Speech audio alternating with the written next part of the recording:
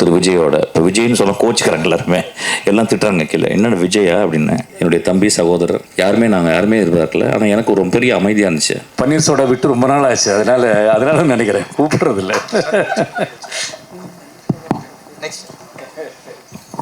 Sir sir இங்கே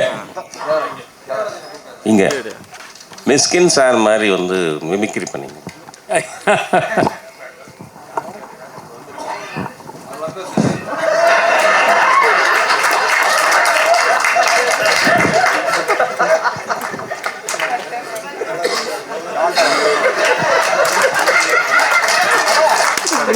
sir shooting ஸ்பாட்ல Mysskin sir எப்படி பேசுவாரோ அது மாதிரி 2 வார்த்தை நீங்க பேசி காமிங்க சார்.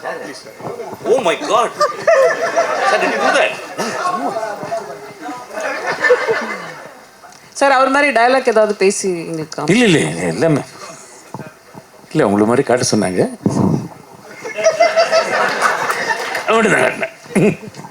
தேங்க்யூ.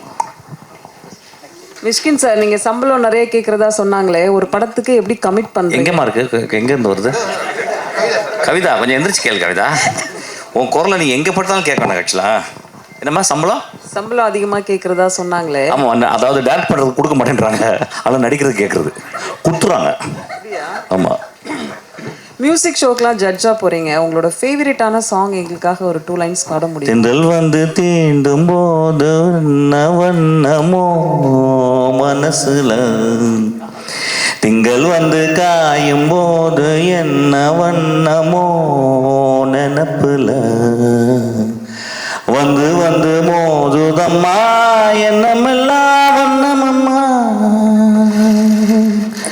எண்ணங்களுக்கு ஏத்தபடி வண்ணமெல்லாம் மாறுமா, உண்மையம்மா உள்ளத நான் சொன்னேன் கண்ணம்மா சின்ன கண்ணே. தேங்க்யூ. மிஸ்கின் சார், தமிழ் சினிமாவில் இப்படி எல்லாரையும் கூப்பிட்டு பன்னீர் சோடா கொடுத்தீங்கன்னா எப்படி கிரியேட்டிவிட்டி வரும், எப்படி சினிமா சீன் வரும், உடல் நலம் மனநலம் கெடாதா? பாண்டியராஜ் சார் பன்னீர் சோடா குடிப்பாரு எங்களுக்கு இன்னைக்கு தான் தெரியும். நீங்க பன்னீர் சோடா குடிச்சது இல்லையா? பன்னீர் சோடா குடிச்சு பாருங்க, உங்களுக்கு உடல் நலம், அறிவு நலம், மனநலம் எல்லாமே நல்லா ஜாஸ்தி ஆகும். ஆக்சுவலா அது வந்து கோட் வேர்டு. நீங்க நான் எதை சொன்னீங்கன்னு நீங்க சொல்ல முடியாது. அதனால தான் இப்போ நாங்கள் கண்டுபிடிச்சிட்டோம். We coin a word called paneer soda. It can be a real paneer soda, it can be a pseudo paneer soda. நீ சொல்றது மாதிரி தான். பன்னீர் சோடாலாம் விட்டுட்டேன். அவர் சொன்னது 3 வருஷத்துக்கு முன்னால கதை. நீ ரொம்ப நல்லவன்டா வெங்காய கற்பா.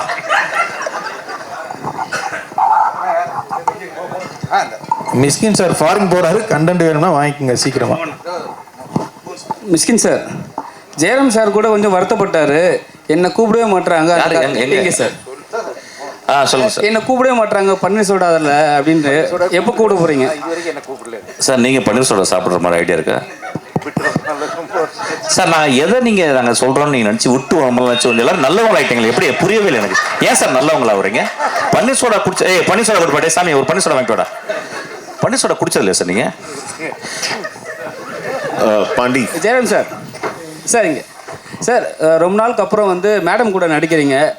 அந்த பாண்டிங் எப்படி இருந்தது? ஏன்னா ஃபஸ்ட்டு மாதிரியே வந்து அவங்க டோட்டலாகவே மாறிட்டாங்க, ரொம்ப அமைதியாக பேச ஆரம்பிச்சிட்டாங்க. முதல்ல வந்து ரொம்ப கரெக்டாக வந்து கேள்வியெல்லாம் கேட்பாங்க. இப்போ வந்து எல்லாமே டோட்டலாக சரிப்பா எல்லாம் நம்ம பசங்க தானே பார்த்துக்கலாம்னு சொல்லிட்டாங்க. இப்போ எப்படி இருக்கு அந்த பாண்டிங்கு? இல்லை, நாங்கள் கிட்டத்தட்ட கடந்த 40 வருஷங்களாக நிறைய படங்கள் 25 படத்துக்கு மேலே ஹீரோயினாக பண்ணியிருக்கோம். எந்த இடத்துல இந்த கிவ் அண்ட் டேக் மாதிரி எந்த இடத்துல நம்ம எந்த ரியாக்ஷன் போட்டால் முருகசி அதை எப்படி திருப்பி ரியாக்ட் பண்ணுவாங்கிறது அது இத்தனை படங்கள் பண்ணதுனால நிறைய தெரியும். நாங்கள் சேர்ந்து நடித்த படங்கள்லேயே 6 படத்துக்கு ஸ்டேட் அவார்டு வாங்கியிருக்காங்க மலையாளத்தில்.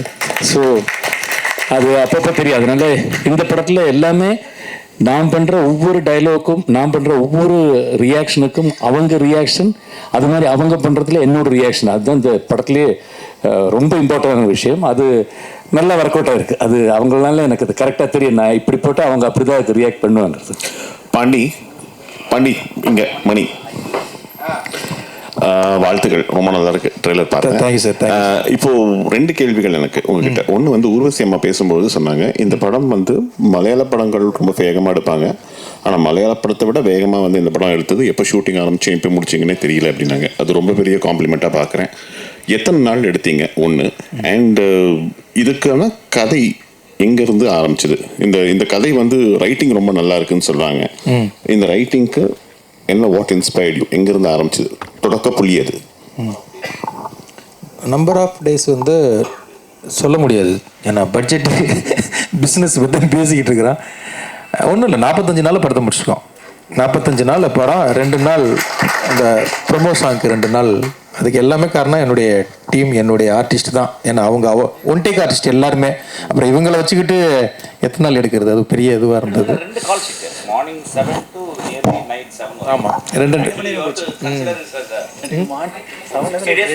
ஆமாம், 60 டேஸ் சொல்லலாம். ஆமாம், ஏன்னா 2 கால் ஷீட்டு போகணும், அதனால போனோம். இன்னொன்று, அந்த வீட்டுக்குள்ள எடுக்கிறது ரொம்ப ரொம்ப கஷ்டம்.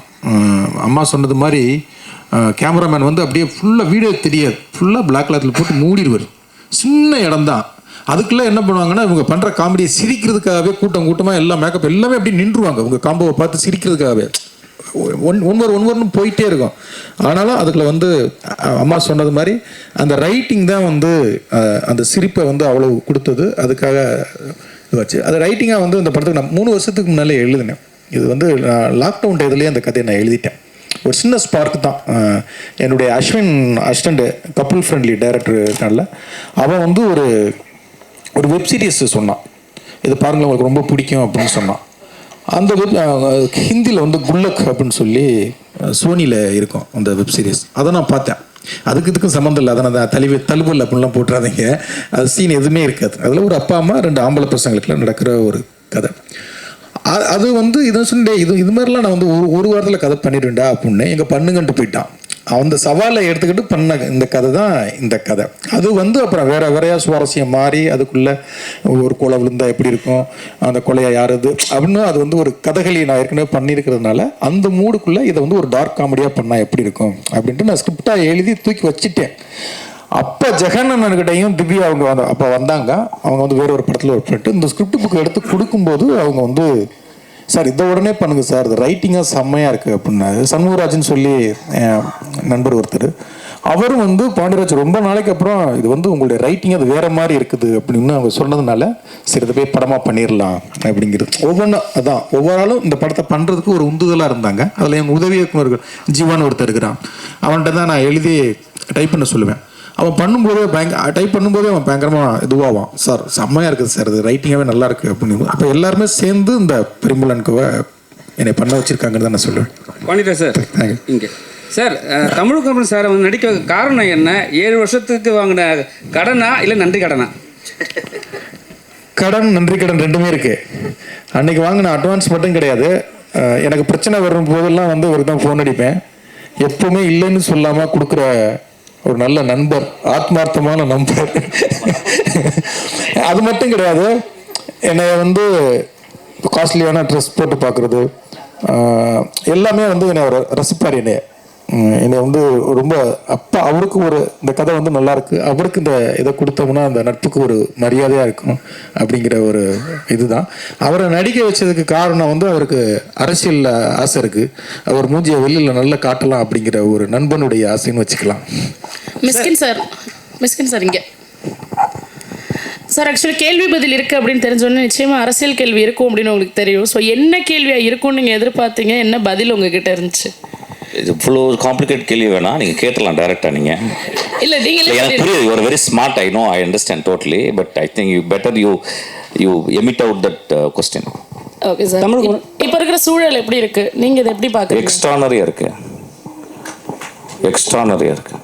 ஒரு விஷயம் மேடம், நான் வந்து கண்ணால் பார்த்தேன், நான் வந்து ஒர்க் பண்ணியிருக்கேன் திரு விஜயோட. இப்போ விஜய்னு சொல்ல கோச்சிக்கிறாங்க எல்லாருமே, எல்லாம் திட்டுறாங்க கீழே, என்னென்ன விஜயா அப்படின்னு. என்னுடைய தம்பி சகோதரர் நாங்கள் யாருமே எதிர்பார்க்கல. ஆனால் எனக்கு ஒரு பெரிய அமைதியாக இருந்துச்சு. என்றைக்கு ஆரம்பித்தாலும் எங்கள் அசிஸ்டன்ஸை சொன்னேன், I think there is going to be another tsunami அப்படின்னா. I think I told him very specifically the day he is going to walk into the Kanyakumari or south extreme, people going to follow him like anything அப்படின்னு சொன்னேன். நான் சொன்னது நடந்துச்சான்னு தெரியாது, ஆனால் deep down I felt that this man will come அப்படின்றது. என்னுடைய ஆஃபீஸில் நிறையா நண்பர்கள் வருவாங்க, டைரக்டர் நண்பர்கள் வந்து நிறைய ரைட்டர்ஸ் வருவாங்க. எல்லாருமே வந்து யாருமே ஒரு சீட்டு 2 சீட்டு தான் வருவான்னு கூட அது கூட சொல்ல வர ஒரு சீட்டு கூட வரமாட்டார் அப்படி சொன்னாங்க. நான் ரொம்ப அமைதியாக இருந்தேன். ஸோ இன்றைக்கி வந்து வி ஸ்வீப்ட் ஆக்சுவலி. இது வெரி ஹார்ட் ஒர்க்கர், வெரி ரொம்ப முக்கியமான ஒரு பாயிண்ட் சொல்லணும்னா ஸ்ட்ராங் வில் மேன் ஆக்சுவலி.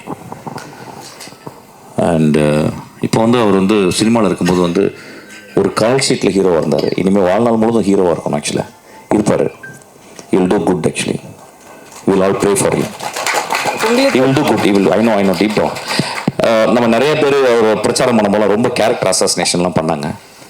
நான் பழகினது ஒரு 60 நாள், அதுக்கப்புறம் ஒரு 20 நாள் ஆக்சுவலி. அந்த 80 நாட்கள்லாம் ஐ குட் சி, பிகாஸ் நான் நிறைய வாழ்க்கையை படிக்கிறேன், நிறையா யோசிக்கிறேன். Is a great man actually. Is a great. இப்போ சொல்லுவாங்க நிறைய பேர் வந்து இதெல்லாம் வந்து தேர்தலுக்கு முன்னாடி சொல்ல மாட்டேன். Because we are apolitical. We know both the families. எங்களுக்கு தெரியும், எனக்கு உதவியும் தெரியும், உங்களுக்கு தெரியும். நாங்கள் தேர்தல் அப்போ நாங்கள் எதுவுமே சொல்லக்கூடாது. We have to keep quiet. There are the places where we have to keep quiet, we have to keep quiet. So I kept quiet actually. But deep down, I felt this is going to happen. 100% is going to happen, I know that. And it will happen. And he is going to do wonder, I'm telling you. நான் வந்து நிச்சயமாக போய் எந்த ஒரு ஹெல்ப்புக்கும் போகிறதில்ல. அவர் எந்த இடத்துல நான் டிஸ்டர்ப் பண்ண மாட்டேன். டிஸ்டன்ஸ்லேருந்து பார்ப்பேன், டிஸ்டன்ஸ்லேருந்து வாழ்த்துவேன், டிஸ்டன்ஸ் தான் அவருக்கு ப்ரே பண்ணுவேன். இதுக்கு நான் சொல்கிறது வந்து கொஞ்சம் கூட எந்த ஒரு அஜெண்டாக்காவும் நான் சொல்லவே இல்லை. He will do great things. நம்ம சொல்லலாம் அவருக்கு என்ன அனுபவம் இருக்குன்னு சொல்லிட்டு. வந்த எல்லாருக்குமே அனுபவம் கிடையாது. அவருக்கு நல்ல மனுஷங்க இருக்கிறாங்க, சகாயம் போன்ற மனிதர்கள் இருக்காங்க. They will teach him. Best people இருக்காங்க, they will teach him. He will do great things to people actually. I know that. Thank you.